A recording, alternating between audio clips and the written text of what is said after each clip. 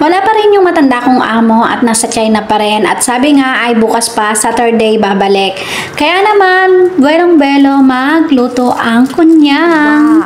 Eto nga ang lunch ko for today's video at mag-e-embento lang naman ako ng kakainin ko for my lunch. Nagisa lang ako ng sibuyas tapos naglagay ako ng konting tubig at konting toyo. Bali hindi ko na nga yan lalagyan ng asin kaya naman asukal na lang ilalagay ko kasi nagbawas-bawas nga ako sa alat ngayon. Tapos naglagay na rin ako ng paminta at ng Knorr seasoning. Ayan. Tapos pinakulaan ko lang yan at tinalo-halo. Bali kahit ako hindi ko rin alam kung anong tawag dito sa niluluto ko. Basta ganyan lang ginawa ko sa lulutuin ko na lunch ko. At eto na nga yung bacon ilalagay ko na. Bali konting luto lang siya kasi mabilis lang siya maluto.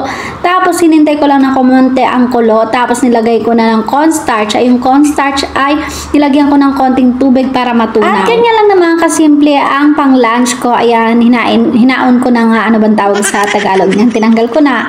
Tapos yung matitira nga na sauce dahil marami yung sauce na nagawa ko ay dito ko naman igigisa tong gulay. Bali hindi ko na siya talaga as in ginisa. Nilagay ko na lang siya dyan at yun na yung pampalasa niya, yung sauce dyan sa gulay. Pag wala naman ang mga amo ko ay sobrang nga ako kung kumain. Talagang walang makakapigil sa akin kung makaisa o dalawa o tatlo akong rice or cup ng rice. Kaya naman no more diet ako pag wala ang mga amo ko. At tada, ito na yung niluto ko at bigyan nyo na lang ng pangalan.